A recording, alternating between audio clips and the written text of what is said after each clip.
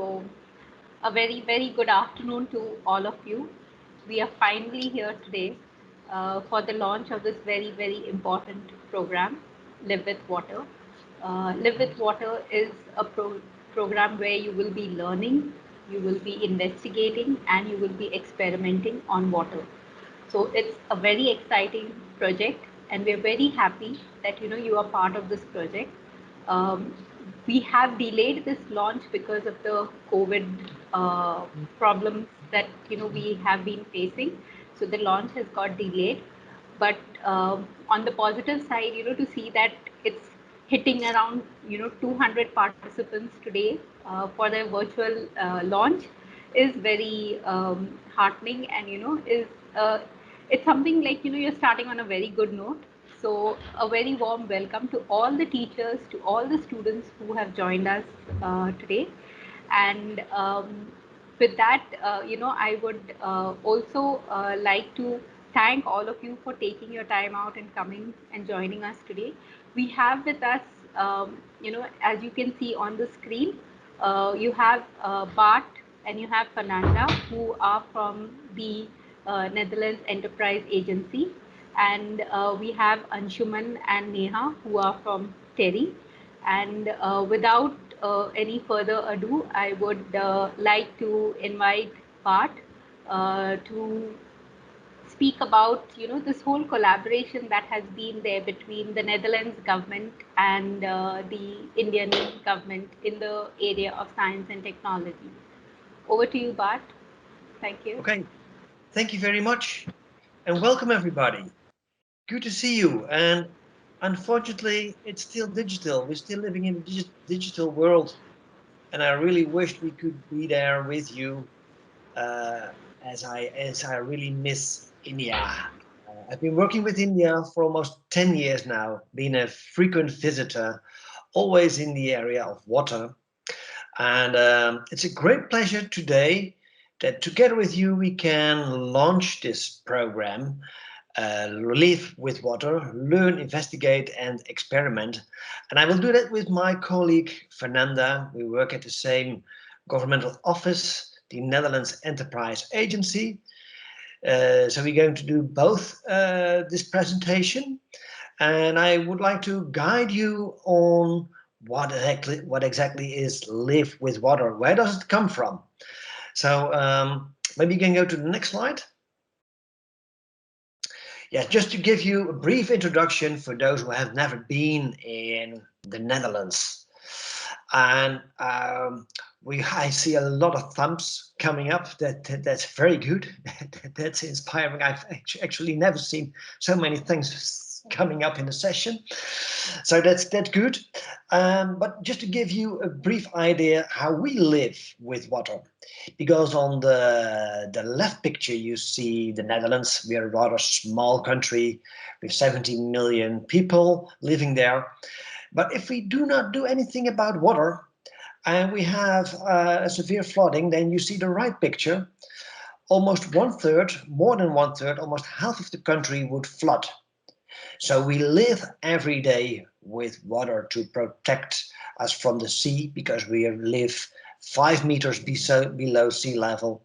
So we deal every day with water. And also for younger people, we teach them, we learn them that it's not something um, that you all have to keep in mind, that it's not just something that is there. You live with water, you have to protect, you have to clean the water, and once you get there, you notice that it is fun with water. You can uh, do the recreation, the tourism, you can swim, you have to keep it clean, you can learn, do everything. But it's still work in progress to keep our feet dry. So that is how we live with water. And now if you go to the next slide.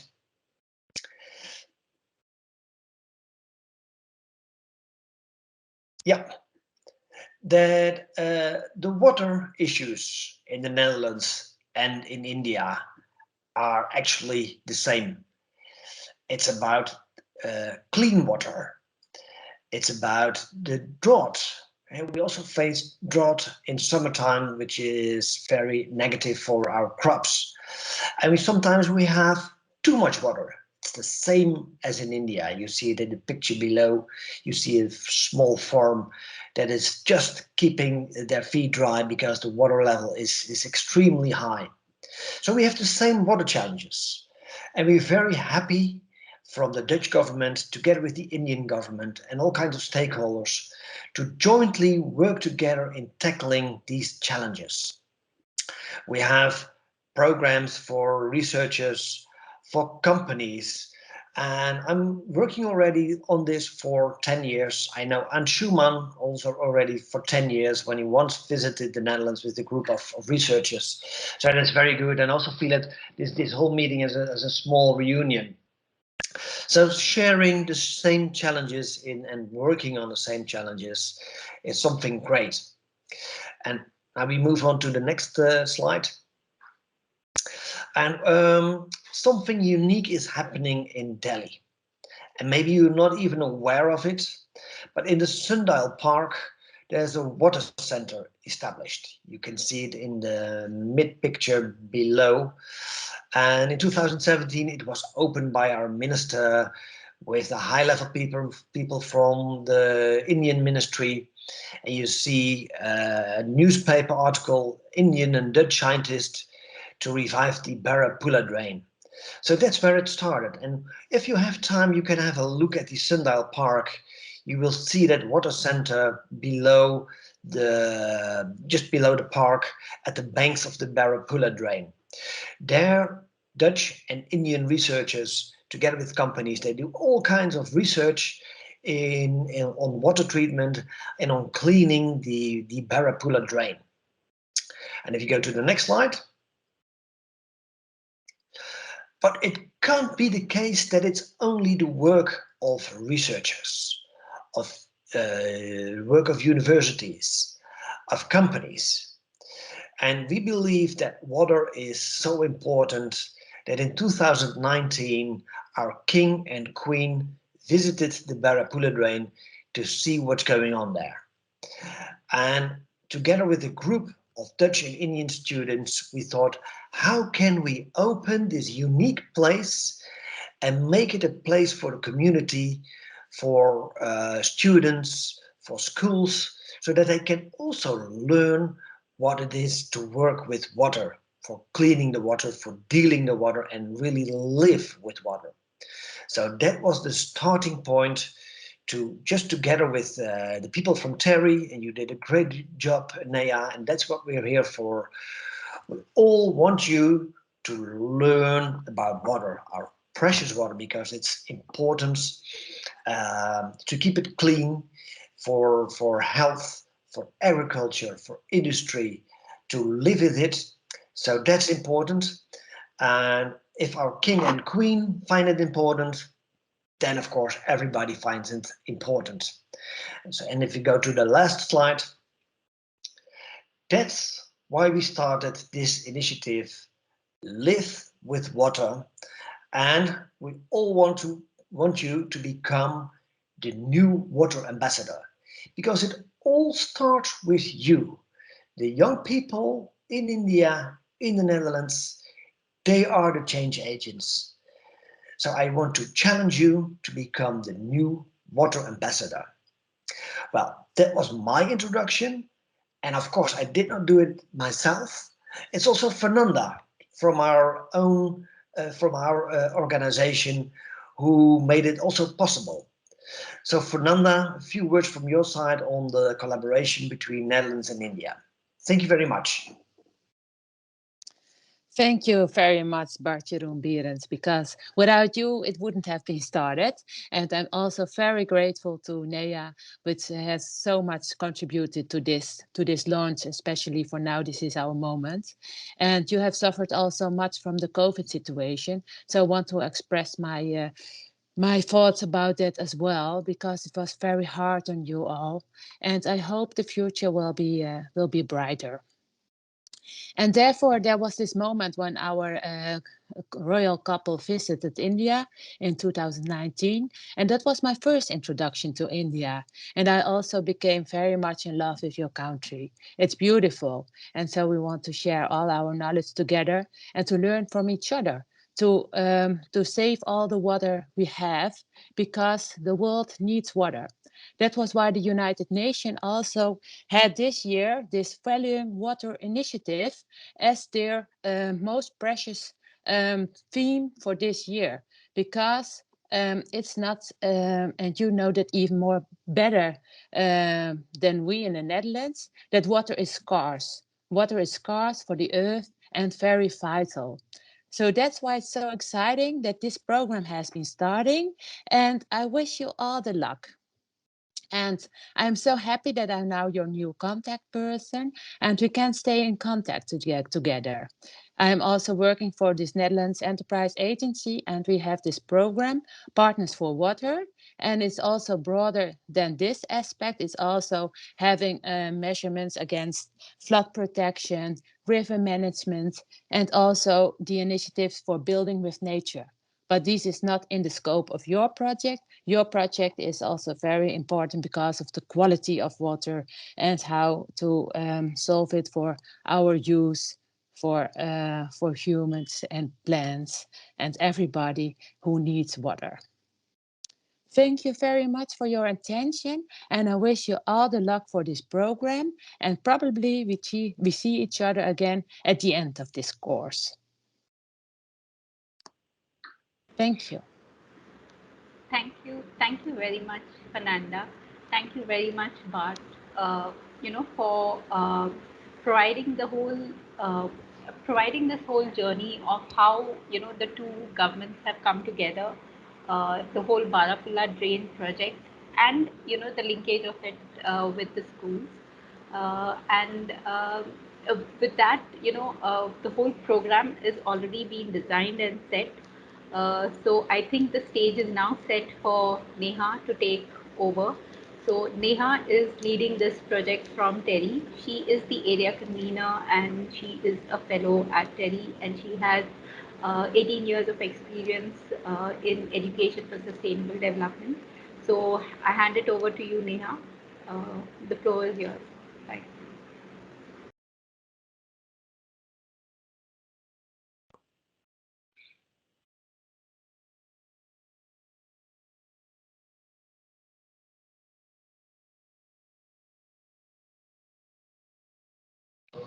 Neha, Yeah, yeah. Uh, Thank you, Sultanat. Uh, Thank you, Bart. Thank you, Fernanda, for setting the stage and sharing the details about the project.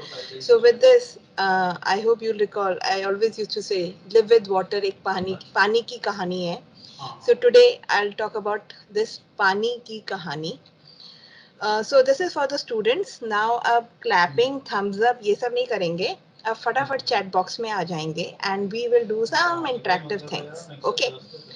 This is water, simple water. So I want all of you to start quickly writing where do we use water? That what are the various uses of water? Quickly, everyone.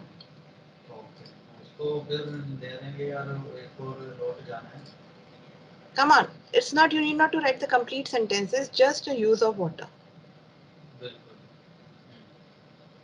नहीं अभी जो लेकर जाना है उनको books वगैरह नहीं है उसमें कॉपी वगैरह भी है और हैंडल ठीक से करना होगा. Salty, can you help me with like if you are receiving it? Yes, Because yes. I'm sharing the screen. So yeah, cleaning, drinking, Okay. bathing. Uh, so yes, it's washing, Right, washing of cleaning. clothes. So this is what you are saying. We use it for cleaning, cooking, bathing, watering plants, washing utensils, washing your vegetables, clothes, taking bath. Have you ever wondered, apart from this thing, we use water for many, many other things. Oh, हमारे irrigation, for our industrial purposes, for producing our electricity, even if it is produced using thermal products. That is coal. It is used for our recreational activities, fishing, swimming, water games. Fish and wildlife also need water. Hydro electric, पानी से बिजली बनती है, ये हम सबको पता है। तो हमें लगता है इलेक्ट्रिसिटी सिर्फ जब वाटर के थ्रू बनती है तभी यूज होता है, नहीं। We use water even if we are producing electricity using coal. It is used for navigation. It is used for so many things. So we are using water for so many things. But from where are we getting water? We are getting water from limited sources. पानी, as you saw in that movie, धरती पर पानी तो बहुत ज़्यादा है but available तो बहुत कम है। तो पानी कहाँ कहाँ है? रिवर्स में है, लेक्स में है, स्ट्रीम्स में है, हमारे रिजर्वॉयर्स में है, स्प्रिंग्स में है, बहुत सारी जगह पर है। ये फ्रेश वाटर है जो हमें चाहिए, हमें यूज़ भी करना है। पर क्या पानी इतना साफ, इतना क्लीन हर जगह अवेलेबल है? इज इट रेडिली अवेलेबल कि अगर हम कहीं नदी के किनारे हैं और हमें प्यास लगी और हम पानी पी सकते हैं? नहीं, पानी की तो सिचुएशन कुछ ऐसी है, हमें तो पानी ही नहीं मिलता है, लाइनों में भी खड़ा होना पड़ता है कई लोगों को। ऐसी फोटोग्राफ्स बहुत कॉमनली न्यूज़पेपर्स और हम सब देखते हैं। न्यूज़पेपर्स में क्या, खुद अपनी लाइफ में देखते हैं, गली मोहल्लों में दिख जाता है पानी की कितनी बड़ी किल्लत है या कमी है। I am using both English and Hindi because हमारे पास कुछ स्कूल्स ऐसे हैं जो बच्चे प्योर इंग्लिश में नहीं समझ पाएंगे, इसलिए I am using a mix of language, okay. But अगर मैं पानी का क्या सिनेरियो है, स्ट्रेस कितना है, पानी की कमी हर जगह, is India water stress country, अगर मैं उसको ऐसे कलर्स में देखूं और रेड कलर डिफाइन करता हो एक्सट्रीमली हाईली स्ट्रेस्ड, तो northern belt, Punjab, Haryana, Delhi, Rajasthan, Gujarat almost बिल्कुल रेड हैं। That means 54% of India faces high to extremely high water stress. और अगर हम गलती से कभी नदी के पास चले जाएं तो पानी इज बिल्कुल black, is dirty, is filthy. Do you feel like going near the water? Do you feel like going near the river? No. सारा मूड खराब हो जाता है। क्यों? हमने उसको इतना पोल्यूटेड कर रखा है। अब पोल्यूशन आप कहोगे हमने थोड़ी ना किया है, I was not the one who dropped that bag, right? But pollution is not from one person. There are a lot of people who are contributing. There is the point source and the non-point source. And we all know various point source of pollution and non-point of sources of pollution. But what is happening? All of this is contributing to a water pollution. It's spoiling our water. It's spoiling our resource. So, अब करना क्या है? क्या सिर्फ हम वही करें? पानी को कंजर्व करना है, टैप ऑन है तो उसे ऑफ कर दो, if pipe is leaking get it repaired और use it efficiently, don't throw water, use it efficiently. Are these the only solutions that are available? और क्या अगर ये हम करते हैं उससे हमारी पानी की रिक्वायरमेंट पूरी हो जाएगी? I don't think so. क्यों? Because the population is increasing, our demands are increasing, our way of life has changed. So to meet our demands, to meet our lifestyle, we need to do something different. We can't meet our demands only by conservation. We need to do something different. अब वो different क्या है? वो different ये है कि that we need to treat our water and reuse it. क्या ये होता है? बिल्कुल होता है। कहीं हुआ है आज तक? बहुत हुआ है, बहुत जगह होता है और बहुत जगह लोग इसे अडॉप्ट भी कर रहे हैं। क्यों? Because water cycling and reuse is an important method to manage water resources. इससे काफ़ी चीज़ें हो सकती हैं। हम इससे अपनी काफ़ी सारे रिक्वायरमेंट्स को मीट कर सकते हैं, जैसे our horticulture requirement, our irrigation requirements, industrial requirements and many more. आपको पता है दिल्ली में जो मेट्रो ट्रेन चलती है उसकी क्लीनिंग ट्रीटेड वेस्ट वाटर से होती है। You know that Feroz Shah Kotla, you saw matches ना, क्रिकेट मैचेस, वहाँ पर जो वाटरिंग होती है वो ट्रीटेड वेस्ट वाटर से होती है।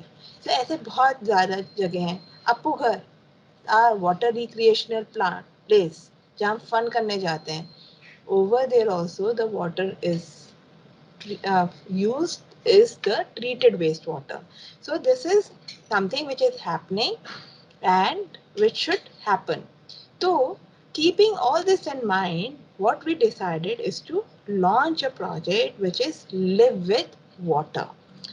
What is the background of this project? As Bart and Fernanda ma'am has clearly explained you. Bhatt sir ने बताया ना, the relationship goes back to the science and technology's relationship between Netherlands government and government of India. सबसे पहले Lotus HR, the local treatment of urban sewage streams for healthy reuse का project setup हुआ, where we set up a treatment plant near our Barapula flyover. Barapula flyover के नीचे there is a sundial park. You can go, abhi nahi, let it open when follow all the protocols that are required in this pandemic, and we can do that. Otherwise, in this project also we will help you learn all this. Why? Because the project का जो हमारा objective है ना, वो यही है, to develop lot of education materials for you all on this issue, build your capacity, strengthen your competencies, not only of yours but also of your teachers, and provide you a platform to facilitate action to increase the reuse of water. हम इसके अंदर बहुत सारी चीज़ें करेंगे. तो सबसे पहले हमने क्या किया, हमने एक सिलेक्शन प्रोसेस किया. अब किस स्कूल को लेना है नहीं लेना है, so we had a selection process and we looked for the schools with classes 6 to 8 from Barapulla region in Delhi, and these 5 schools have been shortlisted. So the students from these 5 schools are there with us today, and they are attending the project launch event. So welcome the students from MIT International School, Cambridge Schools, Greenfield Schools, Gyan Bharati School and Saraswati Bal Mandir. So what is in store for you in this project? The activities that are in store for teachers include webinars, training on gamification, hands-on activities, lot of resource material. We have already started developing a book for you, which will have lot of reference material for you to go back and share it with your students. We will be having a capacity building workshop, and yes, there is a competition for teachers as well this time, so that they can compete with the other teachers and win prizes. Similarly, for students, we have webinars, and you have already participated in knowledge assessment, so this thing is tech. Water clubs. What are live with water clubs? So what will be the things that today Monmi ma'am will be explaining you. Apart from that, we will have an interactive session with experts. We have Anshuman sir already with us today to interact with you, and in future we will be interacting with lots and lots of experts in this field. We'll have virtual exposure trip. Why virtual? COVID है, किसी को infection नहीं होना चाहिए, so what we have decided, हम आपको virtual trips देंगे, और जब सब कुछ नॉर्मल हो जाएगा then we can go physically. We'll be developing lot of IC materials, and the new normal says let's engage through social media. So that is the platform we will be using in this particular project. So this is for you all in store, and with this thing, I hand over the mic to Saltanat to take it forward. Thank you, everyone. Thank you, Neha.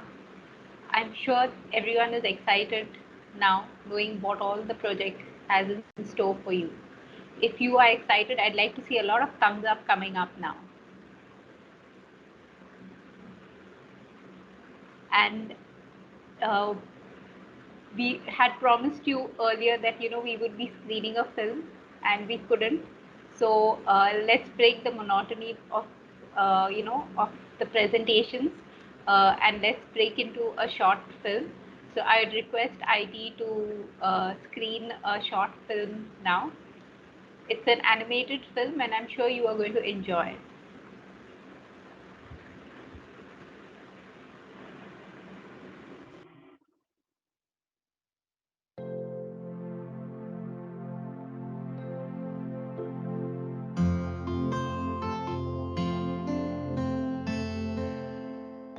दादाजी थोड़ा जल्दी चलिए ना, बंटी की birthday party शुरू हो गई होगी।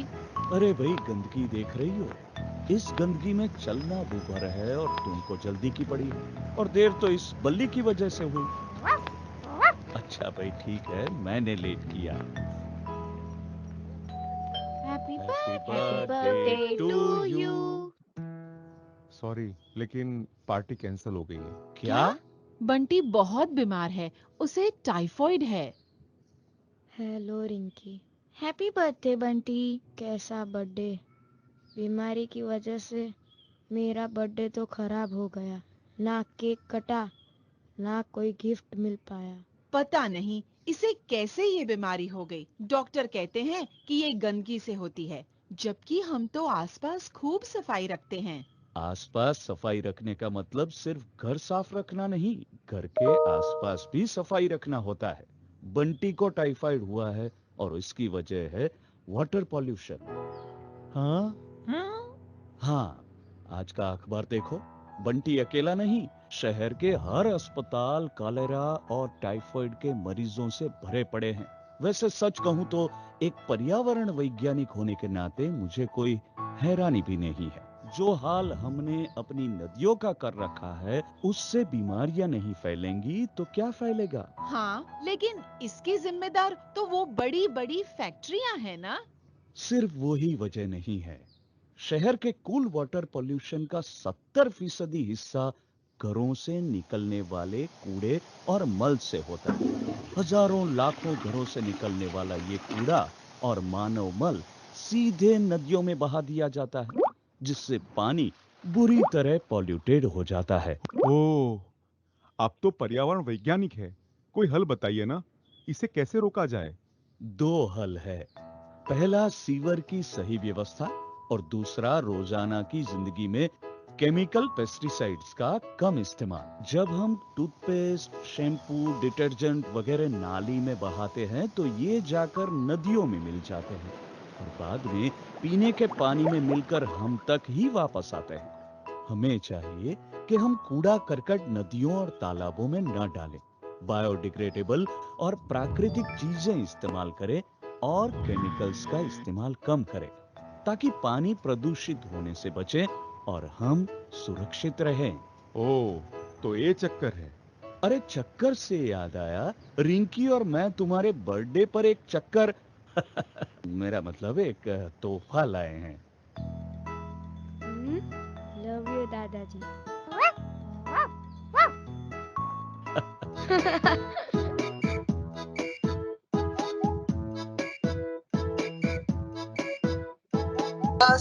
Students जिनको नहीं दिखा और it was hanging for them, I just wanted to announce I will be sharing the link of the movie again in the chat box and you can watch it, and even after we finish the event I will screen it again for you. Sorry for this thing.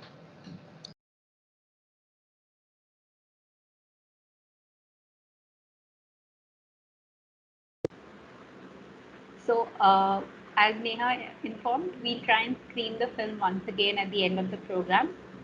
And those who were able to watch it, I am sure you must have liked it. Um yes, we will be sharing the film once again.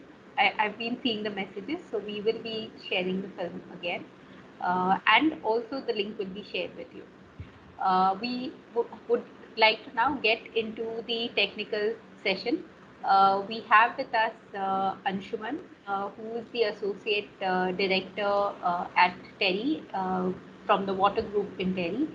And he has expertise on surface water and groundwater and has been working on the various sectors of water, as well as has been working with the various issues related to water.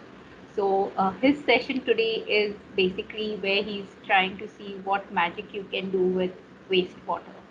So over to you, Anshuman. Thank you, Sapna. Thank you, Neha, and everyone for having me on board. Very good afternoon to all the students. I'm quite excited to interact with you. The reason is it's a very less rare occasion that when I get to interact with the school children, and when I do that, I really go back in time to my school days, and just try and relate how much it has changed since then. तो बहुत कुछ बदल गया है और हमने बहुत कुछ बदल दिया है अपने पर्यावरण में, अपने environment में. And that's what I'm going to talk about. Again, I will use, like Neha, Hindi and English mix because of the reason that they will be all language students. So if it is okay, I will start my presentation with the topic that I'm focusing on, which is essentially wastewater as a resource. It's treatment and reuse. Now, what I'm going to do is there will be largely three components of my discussion.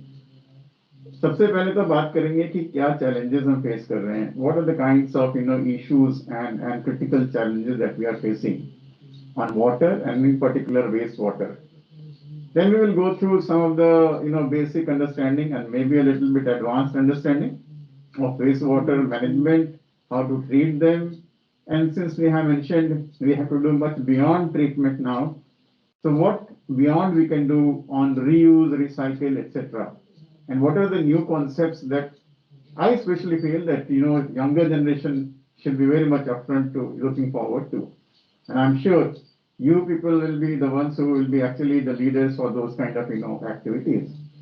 And of course, I will give you some examples of how that can be done. Please bear with me. There will be some technical details into the presentation, so do not get afraid about them. Just enjoy the presentation. Any detail that you want, it can be asked with me, but I'm not going to expect that you understand everything. I think the importance is to convey the message. So if it is okay, let me first ask you, all of you told the usage of water. You have been using the water in your home, but tell me, have you looked around yourself and observed how it has been for others, in different sections of society? Are they accessing the same water the same way, in the same form, in the same quantity that you are fortunate to get? Or maybe even some of you would have faced the problem. If I were to ask you, when you plan your holidays or picnics, one of the favorite places always becomes some lakeside, some water riverside, or mountains and things like that. So essentially we imagine something like this. For example, if I want to imagine water, I think I will want to see water like this, and this is how it had been given to us in various parts of the world, including our country. We see water, I mean, we need to see water like this. But is this water had been like this over a period of time? No, we have changed it quite a lot. At the first place, water is not even available at various locations. In some of the places of rural India, if you go into, you will find this kind of situation very common, especially in the rural area. People have to face this kind of situation for fetching water. We still continue to do this, especially in the summer season. When the water availability and scarcity gets pronounced. That is not only for the rural India. This is also the case for urban, peri-urban location.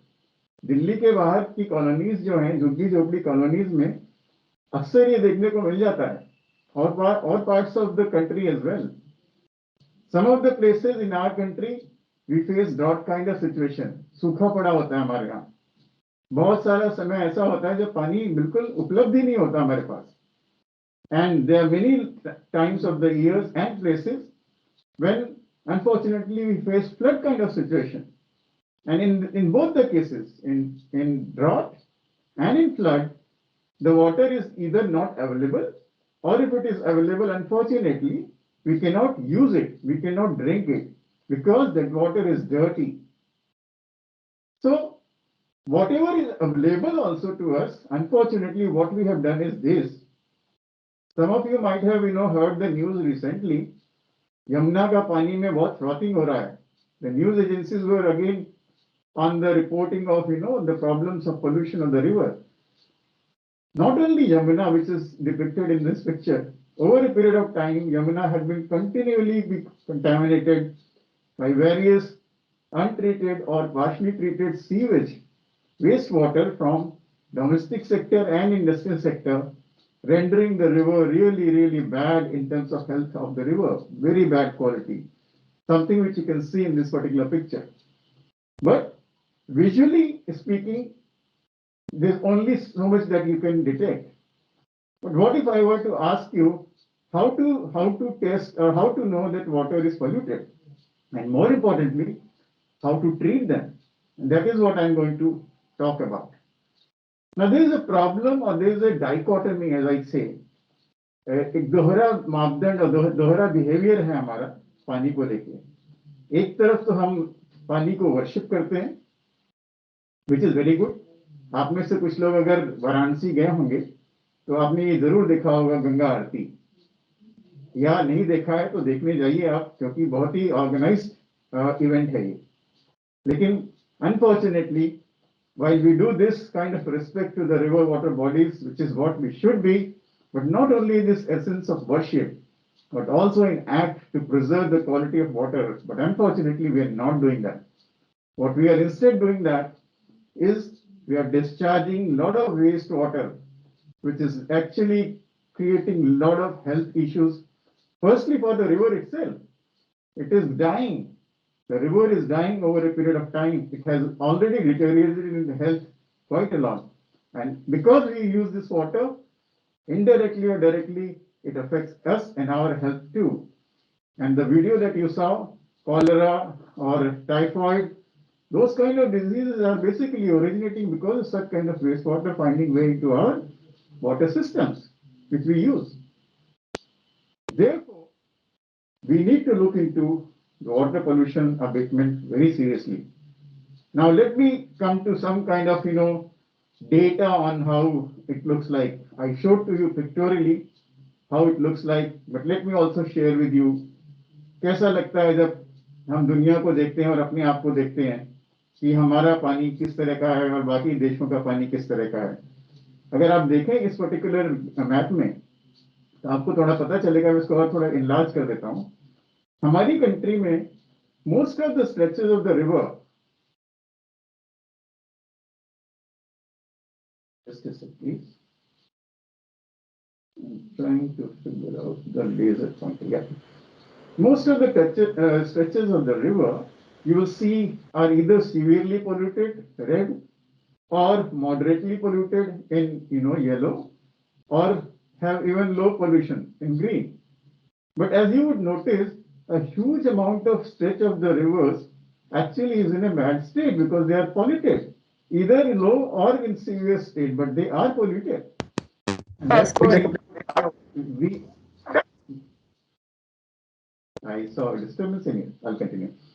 But that's why we need to be worried. Right. Parameters like, these are the health parameters. Like you go to the doctor and they check your temperature. This is the parameter for checking the health of the river. Biological oxygen demand. How much oxygen is present in the river actually depicts the state of the health of the river. So if the oxygen is good, if the health of the river is good, can I request to request everyone to keep your mics on mute, please. Yeah, thank you. So like, you have a parameter to check your health of temperature or blood test. Likewise, if I am wanting to check the health of the river, I try to, know how is the oxygen level of the water in the river. If the oxygen level is bad or too low, it is polluted, very polluted. If oxygen level is good enough, it is okay. And I'll depict you in terms of numbers as well in a while. So the BOD of the river, biological oxygen demand, is very high in various stretches. So there is another estimate. If you look into the risk of global risk of water pollution because of the poor water quality, look at our country. Most of the part of the country is either red or in yellow, depicting, either moderate or really high risk. And we are actually at a very high risk. No wonder why you keep seeing not many people falling sick because of the waterborne diseases, because of the various pollutants, including organic matter, including heavy metals, including pesticides, including various other kinds of organic and inorganic contaminants. And therefore, we face this kind of risk of water pollution. We're already at a high risk. I'll give you an example of Ganga. There was a time when if you go to the Ganga River, you would really be, very, very amazed and happy to sit along its side. Especially, when you go to the river at stretches, beyond the city.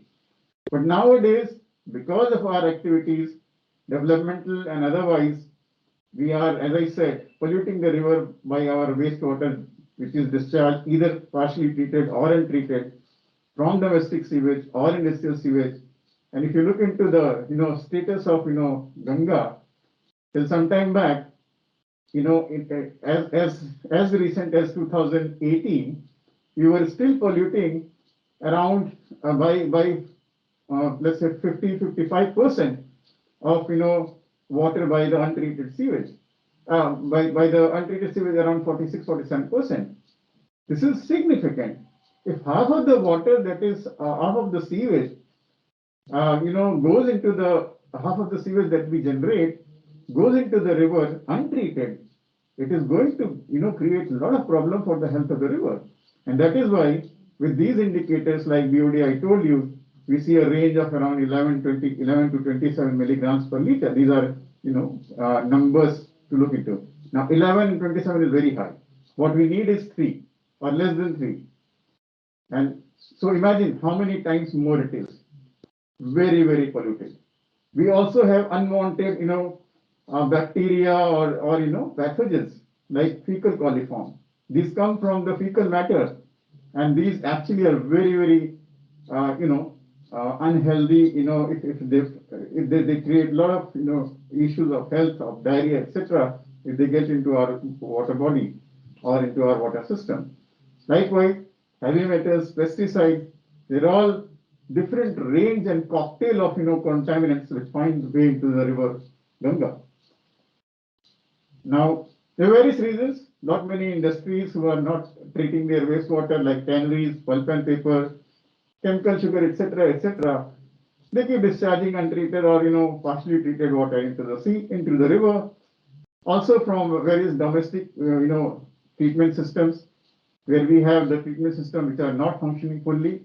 They are also a reason of the river being polluted.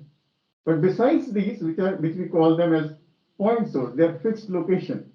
At fixed location, there are others like non-point source. For example, the runoff from the field. जो खेतों में पानी हम देते हैं, fertiliser या pesticide use करते हैं, उसका पानी कहाँ जाता है? Ultimately, that finds its way into the rivers. वो जब रिवर से वो खेतों में जब पानी देते हैं, over a period of time, वो धीरे धीरे रिवर्स में ही आगे गिरता है या जमीन में जाके कंटामिनेट करता है.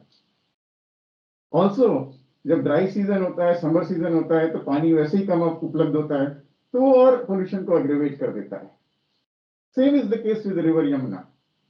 If you look into the story of Yamuna, I shared with you that picture. But in terms of numbers, if you are interested, Delhi is, for example, the Delhi stretch of Yamuna generates around 3,267 million liters per day of sewage, and of this we are only treating around half of it, roughly half of it. So 45% of the total sewage generated is what the capacity is. So the rest of it is untreated, and again, no wonder why we see very high level of BOD, which is a very, very polluted state. So what's the wastewater challenge actually? Globally, there are various countries, low income countries, middle income countries, upper income, middle income countries, high income countries, etc. Where we are, what we are generating, upper middle income countries generate around about 38% of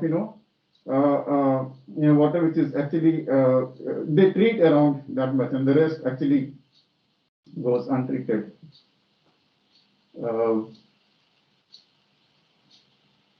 Right, so untreated is around 38%.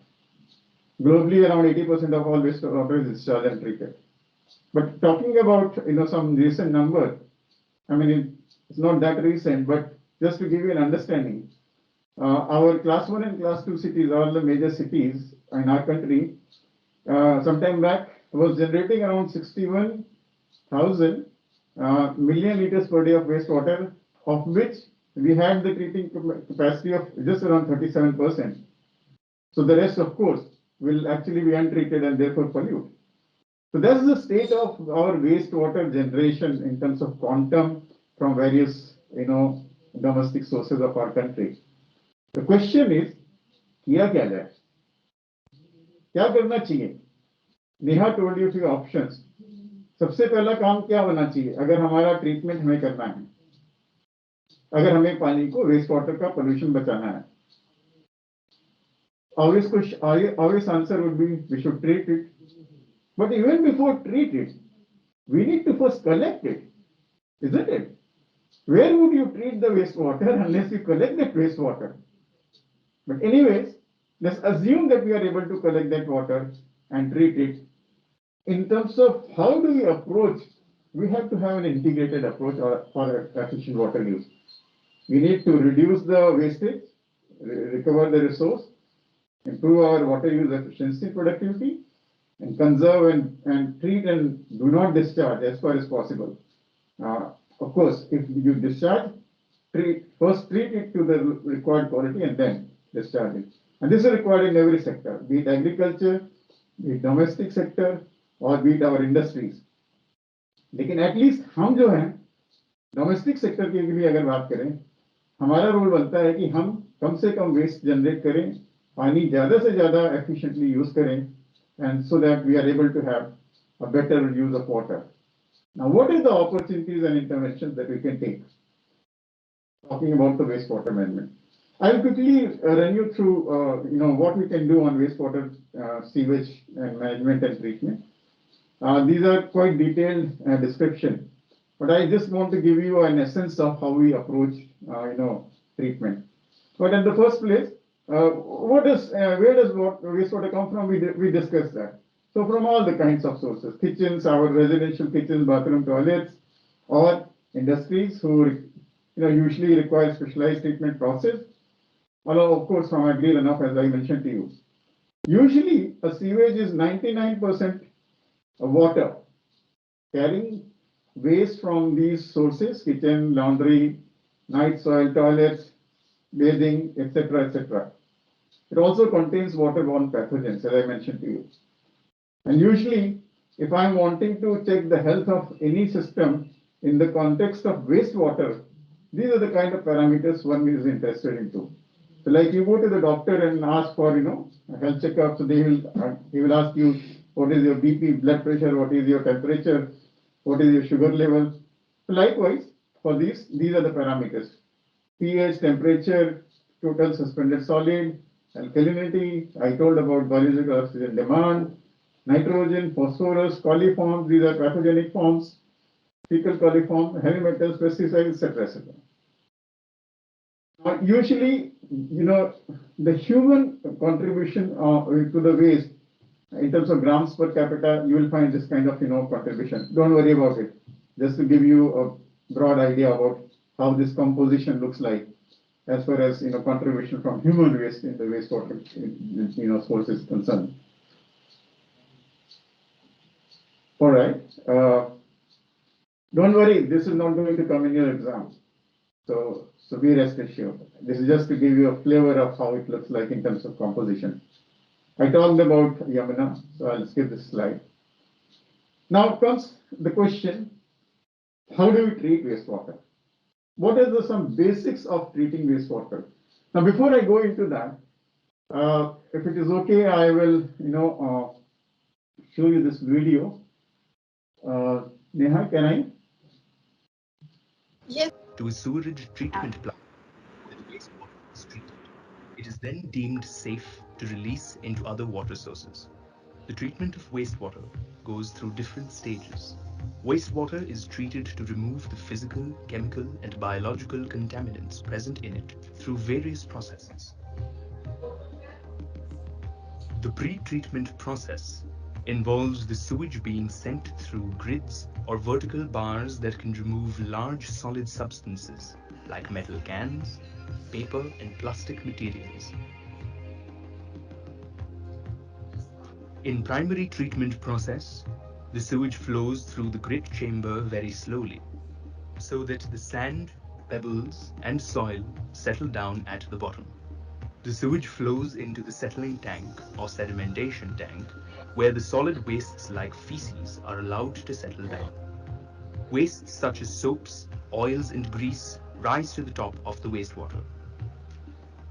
The waste material that settles down at the bottom is called the sludge, and the floatable material is called the scum. Scum is then removed using a skimmer, and sludge is removed with a scraper every few days. The water that is left out is called the clarified water. In the secondary treatment process, biological or organic wastes are removed. It is a biological process. This is done by transferring the clarified water into an aeration tank, where air blowers bubble air, which helps the aerobic bacteria to grow and feed on the organic contaminants such as food waste, feces, and other organisms. The mixture then flows from the aeration tank into the clarifier, where activated sludge settles out by gravity. The activated sludge so produced along with the sludge produced in the primary process is transferred to the digester, where it is decomposed by anaerobic bacteria. Biogas is produced in this process, which can be used as fuel or can be used to produce electricity. The activated sludge is then left in the sand drying beds. Some quantity of water in the activated sludge evaporates, and the remaining quantity drains through the sand beds. This leaves behind the remaining dried sludge, which can be used for making fertilizers or compost. In the tertiary treatment process, the leftover wastewater is treated with chlorine to remove the phosphorus compounds, nitrogen compounds, and bacteria. It is a chemical process. Chlorine tablets are added to kill the germs. This process is called chlorination. Then this water is let off into the water bodies.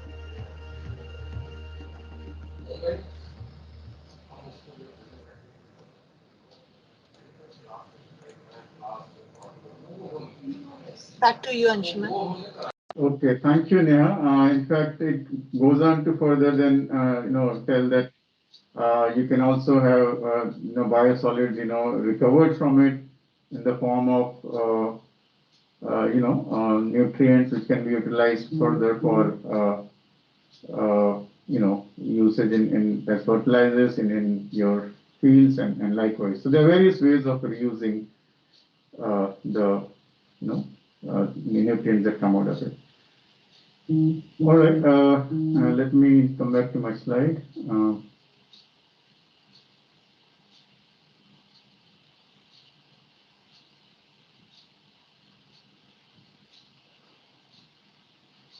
So what you saw in the video was actually an essence of what I wanted to share with you. That there are these 3 or 4 basic, very basic process. What you do, what we want to do is take out the unwanted material from the water. And actually, as I say, and I will also kind of argue about it, that a lot of what actually comes into the water as waste, because of which we call it wastewater, we actually can take it off and use it, reuse it. Water being itself one of the things. Then of course, the various nutrients which can be taken out. So there are these 4 processes essentially which are part of the treatment. Primary, we remove those bulky physical material which you saw in the video as well by some kind of filtration or some kind of bars, screens that we put across. Followed by the primary treatment, wherein we use certain, let's say, chemical to bind the floating material and by decantation allow them to settle on the ground at the bottom of the treatment systems, and then supernatant clear liquid is further taken off after removing of the floating material to the secondary treatment, which is more of a biological treatment process. Biological, we call it because we are using microorganisms, living matter, who actually by oxidation, treat, convert and break down the organic matter, and then further we polish the water which comes out to remove the pathogens and the nutrient by disinfection or denitrification or nitrification processes That's the essence of, most of the wastewater treatment. Now, there are various kinds of technology available in the world, and I possibly cannot go into details of all that, but some of which can be used in two categories of aerobic treatment and anaerobic treatment. I'll talk about this. But these are some of the examples like activated search process, SBR, MBR, membrane bioreactor, anaerobic treatment, anaerobic digesters, USB. Don't worry about it. These are all different names of different people who are in charge of, treating the wastewater. Let's look into the schematics of, how it is done. Well, let me go through, this. I'll come to this in a more, there's a better picture, I think, in front, in subsequent slides. Now, what kind of treatment we do? As you saw, mechanical treatment, just remove the large objects, sand, grit, or other things. We also do primary sedimentation, which you saw in a big tank, clarifier kind of thing. Biological treatment, we do, for example, use some kind of bed in which we put the microbes who react with the pollutants, basically which are organic, matter, which are actually food to them. And in the process, they oxidize the, organic matter and reduce the pollution. And of course, some kind of chemical, treatment as well. For example, for disinfection, we use chlorination, etc. You saw this. This is another picture of it. Screening, basically, fats, oil, grease, sand, gravel, etc., big objects, floating materials are screened and basically stopped right at the start of the treatment system. We do primary treatment, as you saw. The floating material, with some kind of, gravity. At times we use some kind of flocculants which bind them together and basically make them heavy, which settles down at the bottom. So this is what you see as a schematic, this is what you see as a schematic thing of, what you see from outside like this. This is one of the kinds of sedimentation tank. There's a, the water basically moves across the, this particular tank, and this is a settling zone. Basically, water is allowed to be stayed in over a period of time, and the heavy materials settle down, and that semi-solid material which settles down, called sludge, is taken out for further, treatment and disposal. And supernatant from this is taken to the biological treatment. Now, the heavier the material, the lesser the time it will take to settle. And the lighter the material, the more the time it will take for settling. These are basic dynamics of how the sedimentation and time, takes for different materials. Secondary treatment, don't worry about the, too much science of it, but what you should essentially know at this stage is we use certain kind of, microbes, anaerobic or aerobic bacteria and protozoa, to basically, they feed upon the organic matter and in the process consume them and then reduce the pollution level and improve the oxygen level of the system. And there can be various approaches how we can do that. Various approaches of how we can introduce these microbes into the water. We can either attach them over a film and let the water pass through it, or suspend them in the form of suspension material in the water, or maybe in the form of a lagoon system. There are various ways of introducing them. Again, that, as I said, two different processes. Don't worry about these, detailed, diagram. What you should know is, as the name suggests, in the aerobic treatment, the treatment happens in presence of oxygen. So the byproducts are carbon dioxide, and ammonia. While in the anaerobic treatment, it is done in absence of, oxygen or air, and therefore, when the, hydrolysis and the treatment happens, because of the absence of oxygen, it produces methane and ammonia. So that's the basic difference, and there are different types of, anaerobic and anaerobic bacteria which are used, for the treatment. And in the process, the water gets cleaned. So these are some of the examples, like rotating biological reactor. So this reactor rotates. The media is, basically attached to these discs. Water is at the bottom. This media basically runs through the, water and repeats itself, and the microbes get a contact time, and the process treats the wastewater. You can also sprinkle the water from the top over a bed where the microbes can be, put across, And again, microbes will come in contact with the organic matter of the wastewater and treat them. Or you can have activated sludge-like system wherein you can introduce the microbes into the tank or suspended films, and again the water actually gets treated because of these. Activated sludge is a terminology for semi-solid which is introduced into the wastewater with a microbial load. This is just an example of how the process looks like. There are various variations of it. Don't worry about it. This is just for you to know how it looks like on ground. And at times, activated sludge, oxygen is introduced into the system to facilitate the process. This is like a lagoon. Lagoon is a simple, long pond kind of system where you just leave the wastewater and allow it, several months of time, and it naturally treats itself. Usually, reeds are put into these, lagoons for it to be treated. But this is again not very popular for the reason it requires a lot of space and time. And the final treatment is because he used microbes for treatment, microbes for breaking down the pollutants in the wastewater. The microbes are in the water, and as such they are harmful. So what we do is at the end of the system, which is tertiary treatment, the first thing that we do is we disinfect the water. We kill those microorganisms, and there are various ways of doing it. You can introduce chlorine, so chlorination can kill it. You can introduce ultraviolet light, so the UV radiation will kill it, or you can also ozonate. Introduce ozone. Yeah, again, it will disinfect the process, disinfect the wastewater. And again, this is just for for you to understand. Don't go into the chemistry of it. There are again advantages and disadvantages. Chlorination is low cost, but its residue can be harmful. UV radiation doesn't use any chemical, but then it is very high in terms of cost and maintenance.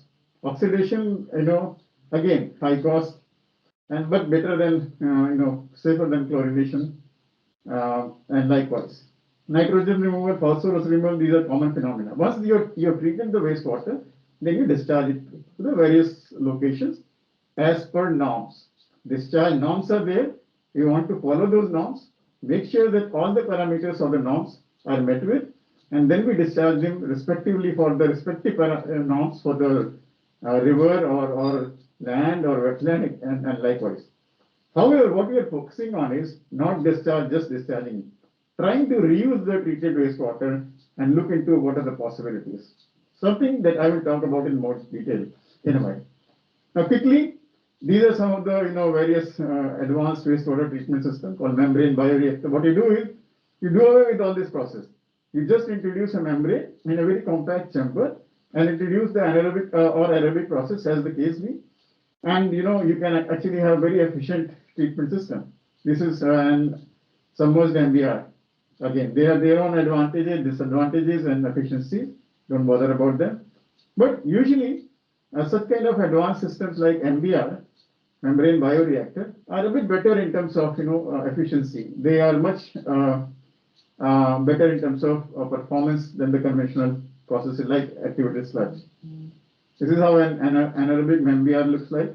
There's a bioreactor. There's and after the water is introduced, there is a biogas which is produced, and then the clear water passes through the membrane filter and then further discharge or reused as the case be. You also can do the wastewater treatment by constructed wetlands by use of the reeds over a slope, and then water is let pass by in a gradient, and these reeds over a period of time at the bed treat the wastewater.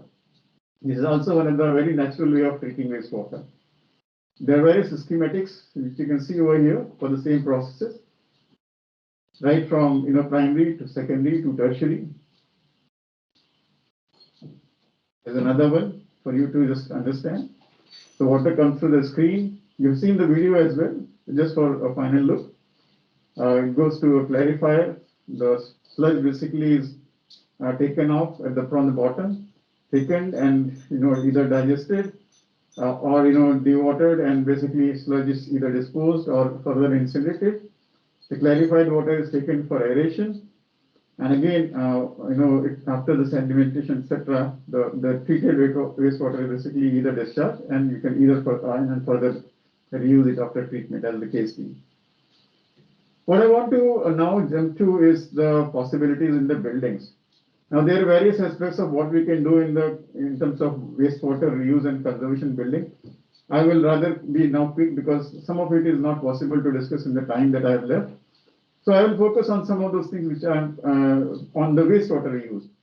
Of course, we have to do behavioral change. We have to do, reduce the water losses, check our systems, monitor it, curb the leakages, reduction in water consumption by using efficient appliances and efficient fixtures, also efficient landscape management.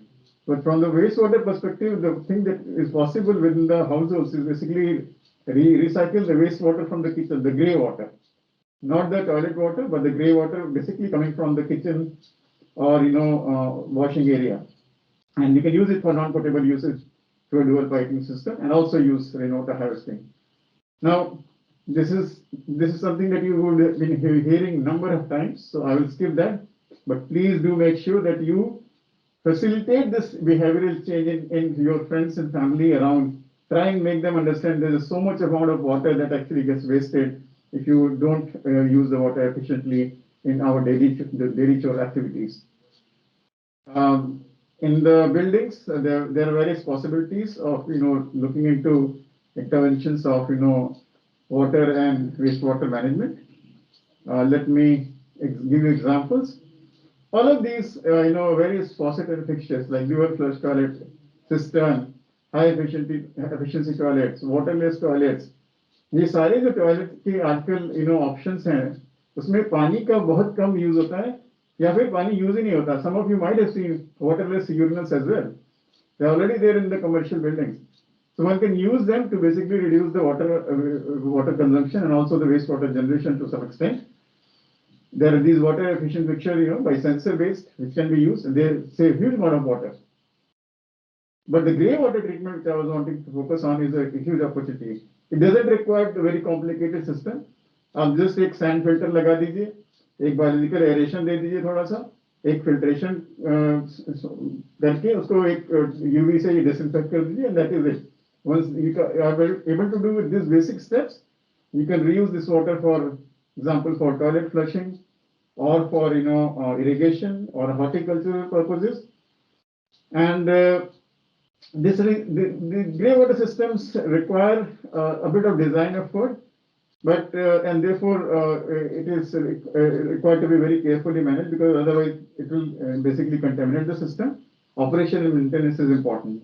It can be done in a lot of these commercial buildings like hospitals, hotels, and malls, etc.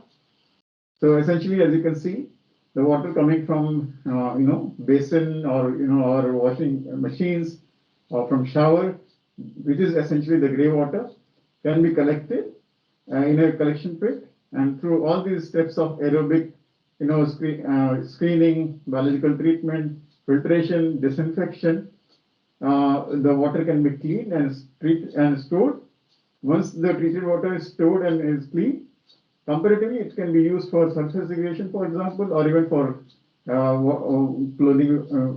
washing clothes, or in toilet flushing. We can also use a good amount of landscaping, as I mentioned. I'll skip this slide. Lastly, I want to give you an example of wastewater treatment and reuse. Something, as I mentioned, that we have to change this narrative. हमें waste water कहना ही चाहिए, वो एक तो resource है. In fact, अगर हम उस resource को निकालेंगे, तो resource हमें काफी amount of both water and nutrients and as well as energy देगा, जो कि हमारा हर तरह से पैसा भी बचाएगा और हमें एनर्जी भी प्रोवाइड करेगा. बहुत सारे एग्जांपल हैं. Chennai municipal corporation around 36 MLD waste water treat करके इंडस्ट्री को देती है, और वो इंडस्ट्री डोमेस्टिक सीवेज को ट्रीट करके अपने इनपुट लेती है, उस पानी को इस्तेमाल करती है. Likewise, CPCL uses around 2.5 MGD of city sewage reclaimed water. MFL, Rashtriya Chemical and Fertilizer Limited, all of these are using treated municipal sewage for their industrial input water need. Israel is a country, I wanted to give an example, जिसने पूरा अपना जो desert है उसको Bloom कर दिया सिर्फ efficient use of water से. They are recycling their wastewater almost to the tune of 80% to an extent that their total consumption remains same since 1964 level, even though the population has increased 4 times and therefore the demand would have also increased. But their increased demand, they have been able to meet by this recycling of wastewater. And a lot of Arab states, if you see, they use treated wastewater for various purposes, irrigation, groundwater recharge, etc., etc. So there's just all of these examples which are there, which makes us believe that this can be done, and therefore we should be doing this. I'll give you one very common example. आप सब लोग train में तो बैठे ही होंगे. Train में कौन कौन सी चीजों में पानी का इस्तेमाल होता है, याद है आप लोग को? चलिए मैं बताता हूँ. कुछ चीजें तो आपने देखा होगा, लेकिन कुछ चीजें आपने नहीं भी देखा होगा. तो आपने देखा होगा कि ये जो एप्रन्स होते हैं जहाँ जिस पे ट्रेन जाती हैं, उस पे वॉशिंग के लिए यूज करते हैं, प्लेटफॉर्म वॉश करते हैं, वाटर बूथ्स होते हैं, उसमें पानी का इस्तेमाल होता है जिससे हम पानी पीते हैं. देखिए, but there are these washing lines जहाँ पे ट्रेन के जो कोचेज होते हैं इनको साफ करते हैं. तो lot of water is consumed for all of these activities in railways. Now traditionally आप जाओगे तो कभी आपने देखा इस पानी का कुछ होते हुए? नहीं. ये पानी सिर्फ बर्बाद हो जाता है, वेस्ट निकल के चला जाता है. And Indian Railway is a huge network. So huge amount of water is consumed in this. So what we did was we studied them, and can you imagine what we found? So of the total 5,838 meter cube per day of water at one of the railway stations, and I'm talking capital of Delhi, can you see that the amount of water which was wasted is to the tune of 47%. Now, through leakages, through overflows, or transmission losses, etc., etc. And a significant composition of this water was basically the wastewater generated at different, from different locations, which was actually discharged as such, and it was also contaminating the system, and so on and so forth. So what we suggested then was, you can actually, all of these wastewater from different locations, you can actually treat them, reuse them. So we suggested them, again, I am not going to details, but we suggested them various technologies, some of which you just heard of a while ago. And these MBR, for example, which has a very good recovery, we suggested them a wastewater resource recycle system. So a good recovery rate of wastewater after treatment, and this water could be used for, again, coach washing and floor washing, etc., etc., within the railways. So we suggested them 2-3 technologies, and the intervention could save, if you can see just by the wastewater recycling system, it could save anywhere between 21% to 50% of the water of the railway system. 1,700 meter cube per day. That's the range that you could see. So there are these potential opportunities. This treated wastewater can be very well reused into the system. This is just one of the examples. We have also audited power plants. I don't think I have time to go through that, but just to quickly give you a flavor, आप लोग ने कभी सोचा power generation कैसे होता है? Steam जो है ना, टरबाइन मूव करती है, और टरबाइन जब मूव करता है तो वो एनर्जी जनरेट करता है, और इस टरबाइन को मूव करने के लिए जो पानी स्टीम जो होता है उसको फिर कंडेंस करते हैं ताकि क्लोज साइकिल में चले. ये कंडेंसेशन के स्टीम कंडेंसेशन होता है, उसको ठंडे पानी से कंडेंस किया जाता है, और वो पानी एक्चुअली आता है huge amount of water source से, और उसको एक क्लोज सर्कुलेशन में उस पानी को फिर ठंडा करते हैं कूलिंग टावर में. तो जब ठंडा करते हैं तो इवोपरेटिव लॉसेज होती हैं, and that losses are made up from the fresh source, and these source after treatment are used for various purposes including ash handling and drinking water etcetera etcetera. तो हमने जब ऑडिट किया तो हमने पाया कि इनका जो सिस्टम है उसमें a significant volume of water is basically consumed from cooling system and ash handling system, but a significant portion of water, 64,000 meter cube per day, actually it's a very significant amount, actually was going out of the system just as a waste, and the quality of this water is really good. So and if you can have a look, a lot of overflows, leakages from the system. So what we suggested to them, this I tend to show very, in most of my presentation. Just look at this. This is a pipeline which is meant to be used for, fire. This is a fire hydrant. And, there's this tanker which is sourcing water I don't know, should I call it a pipe or it's a fountain in itself? And then what is written over here? Delhi Jivan Hai. That's the irony. We don't follow what we believe. Anyways, that's the message I want to give.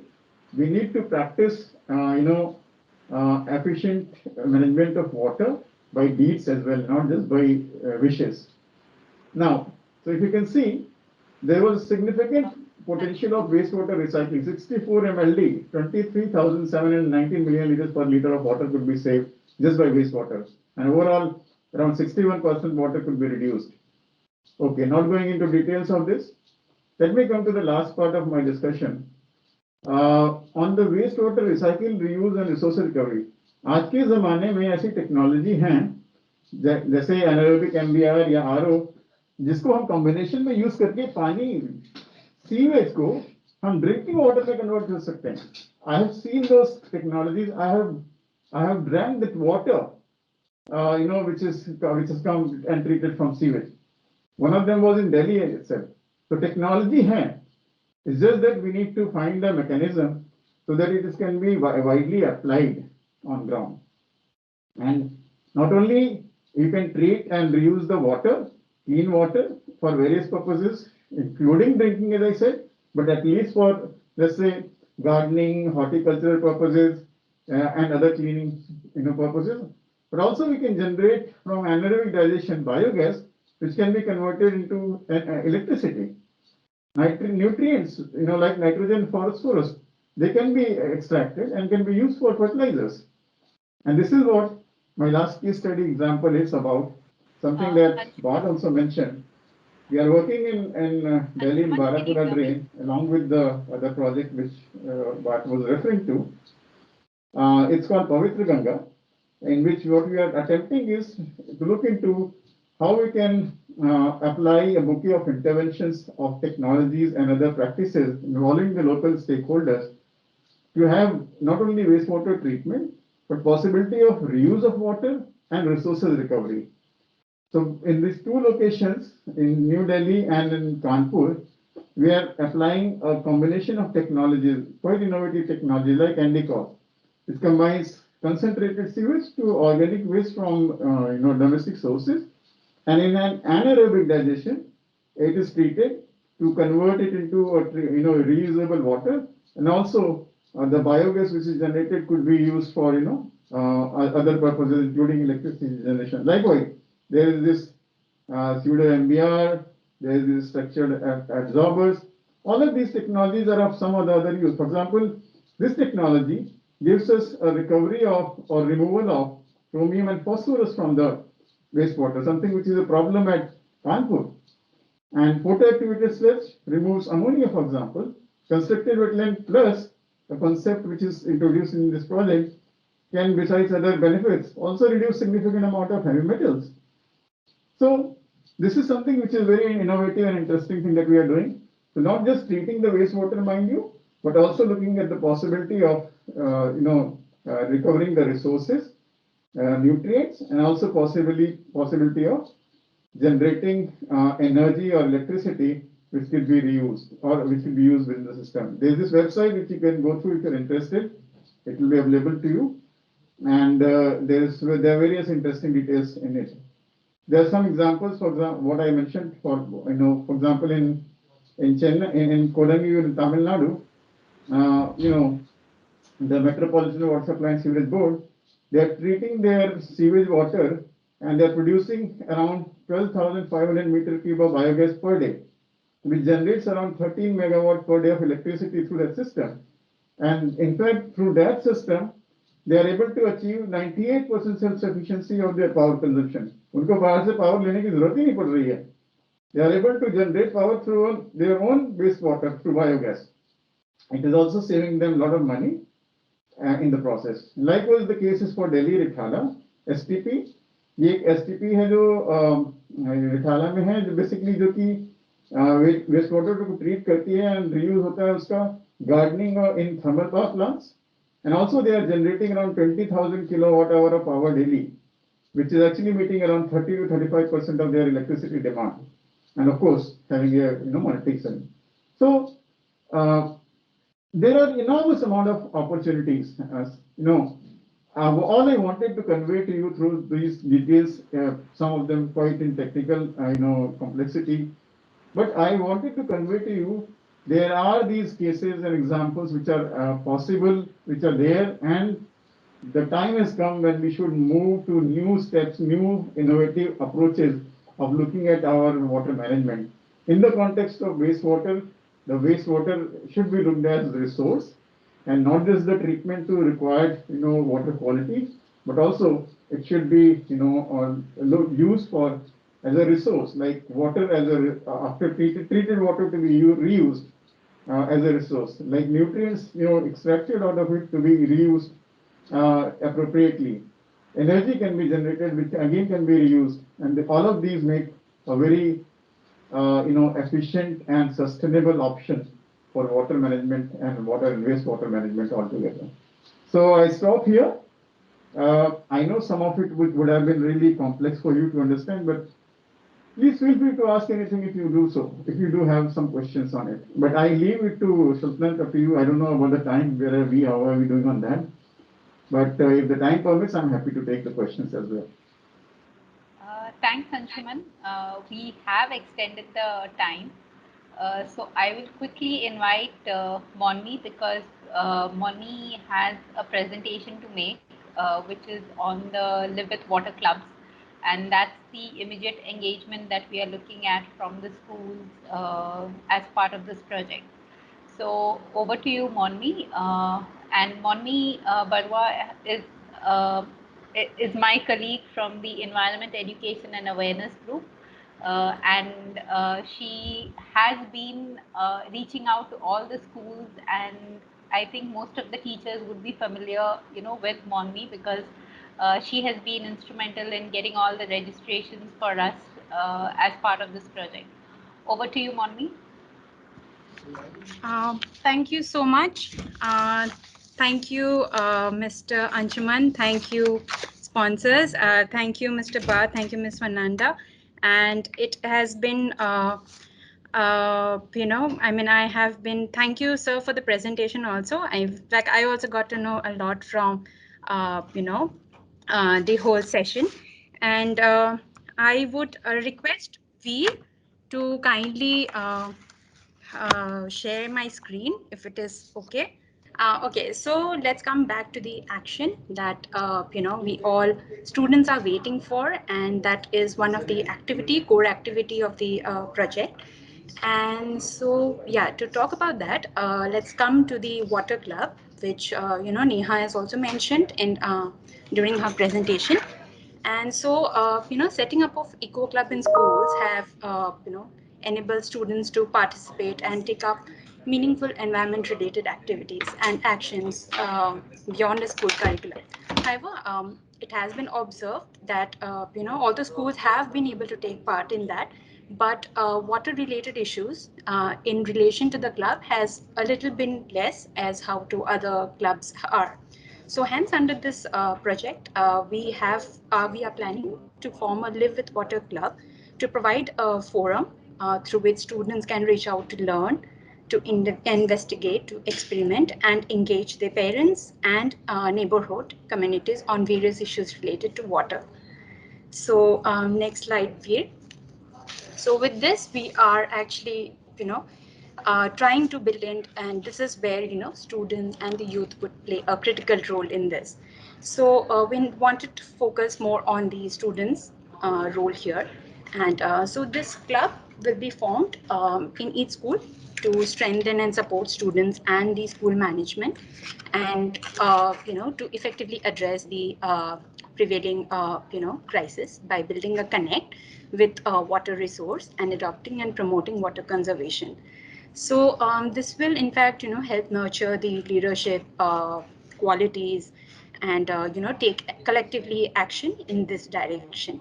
So this will also contribute to creating a mass awareness on the pressing environmental issues to bring about a change in the society. Moreover, it also, we also want to nurture a Gen Next that is glued into the environment and adopts a sustainable lifestyle. So next slide, please. We're still on the first slide. I think we are on the second slide. Next slide, please. Yeah. So we are on the third slide, which is what's in store for you. Yeah, it's visible, So Manu. yes, yes. Thank you, Neha. So yeah, so now coming to the interesting part, that is, what it's store for you, what the club provides for you. And so basically it's, we are trying to provide an opportunity to integrate both the formal and non-formal education around the topic of wastewater. Then we are trying to mentor and guide students on, community campaigns and other activities that will help in building life skills, enhance connect with nature, and engage with the realistic, on ground issues. And also the third thing is to develop a roadmap for the clubs, and through a rigorous process that we will come in later of my slides, and also to provide access to resource materials that we will be developing during the course of the project. And that will also help and support guidance from experts to facilitate better understanding on various issues related to water.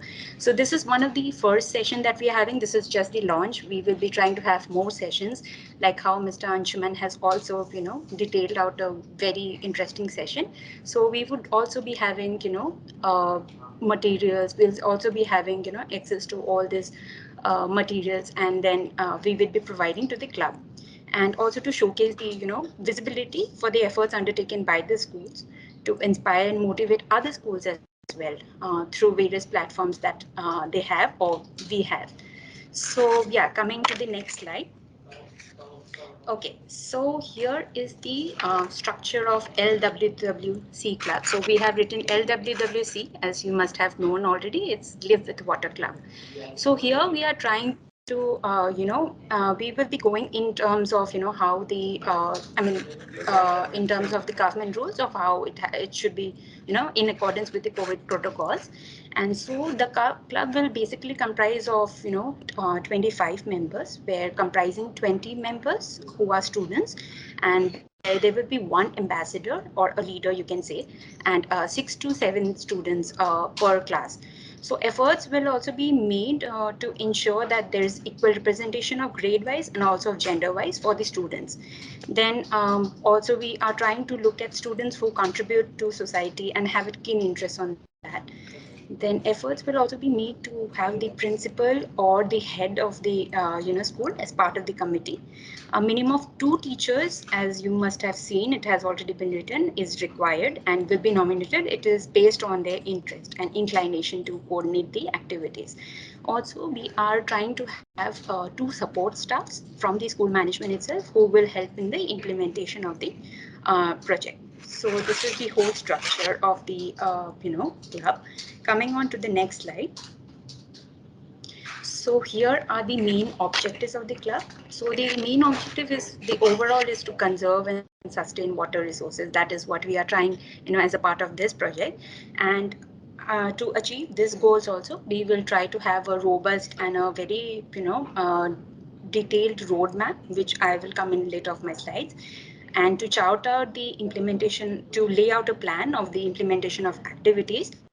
And in order to, documentation and showcasing of these activities also, we try to focus on that as well, enhance that, so that the efforts that the students have taken out throughout doesn't go at a miss, and so that maximum visibility and showcase of their projects is done by us, and via the students, but it is done by us through our platforms. Over to the next slide. So yes, coming to the roadmap. So each school will develop a roadmap where Terry, along with the teachers, will facilitate and engage with students to brainstorm and set the goals and objectives of the clubs, make a realistic plan, as I mentioned, for implementation to assess possible risk and challenges, and to develop these measures to evaluate the outcomes and the outputs. So this is, we are talking about the road club, and next slide. This we are talking more about the documentation and promotion, and here the role of teachers and Terry comes in, and which plays a very important role. and students will lead the project for sure, but then it is the role of the teachers also to guide them throughout and to make this whole club a success. So Terry will facilitate and train the teachers also and club members to document the work of the club, to showcase, like I mentioned, to showcase and inspire other students to engage in a similar kind of activities. Successful interventions will be also showcased, and on the basis of this interventions, the best performing clubs will be evaluated.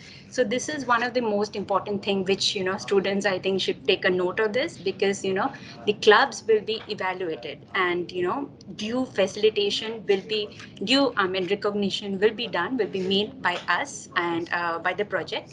And so yeah, so this is where schools I think need to focus, because here we are trying to have a competition between the various clubs.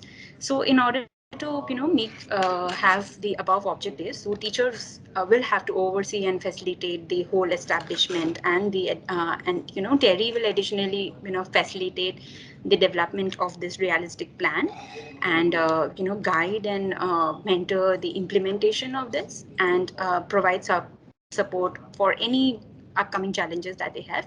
And also another thing that we are focusing now that everybody has gone online, so we are focusing, we have our social media platforms, we already have a social media page which is dedicated to this project, so that will help us in providing, in showcasing the work that all students, all the clubs members have done. So we will be helping we'll be helping the club members in that. Coming to the next slide. So some examples that we could think of activities that the students could do are this I have mentioned here. However, ideas are most welcome, and I'm sure students, they come up with more ideas than us. So these are only few ideas that we thought could be of that came to our minds. So yeah, water assembly is one of them, where you can have online sessions on water, like how this is everywhere, it's just online nowadays, so we can have one of assembly sessions. Then we can have campaigns such as online campaigns for even the community campaigns for the resident housing societies. Then we can have activities for students, basically the stories, poems, role plays, dramas, a lot of activities that happen around the school that can be on the issue on related to water, wastewater. Then interactive knowledge for students. That could everything.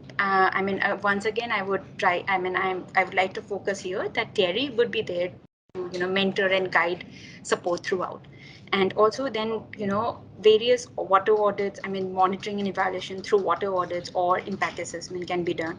Writing articles, because nowadays students are very they come up with a lot of good articles or blogs, so this is also one of the ideas that can be taken up. And also engaging parents and family members through activities at home. Getting them to participate in the school activities. Now that everybody is home, everybody, do not have to go out. So we would try, we would want students to, ask their parents also and their community members also to take part in this, and make it a holistic approach. Next slide, please. So yes, so thank you everyone, and a form will be shared with you and with your teachers, in fact. And so this is what I basically wanted to talk about, because this is the action that you have to do post launch.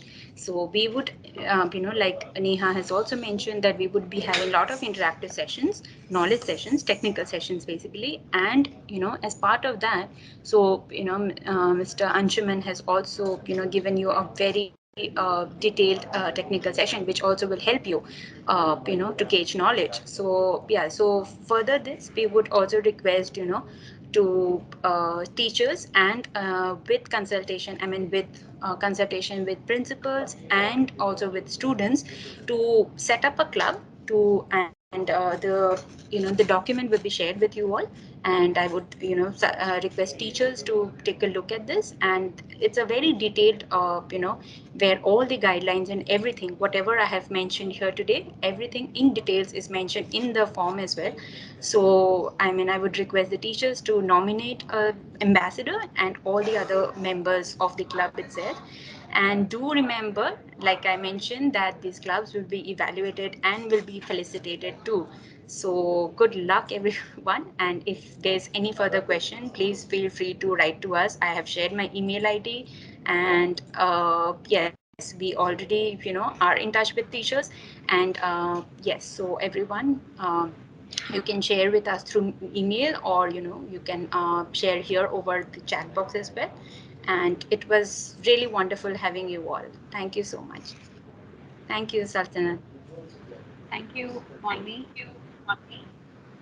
Yeah, so I think this is something which will, give a roadmap for the students to now participate actively in this program. And we look forward to the support of the teachers as well in the same. So now, before we end the program, I would like to thank everyone, especially Monmi, for putting up this presentation and making it very clear to all of us.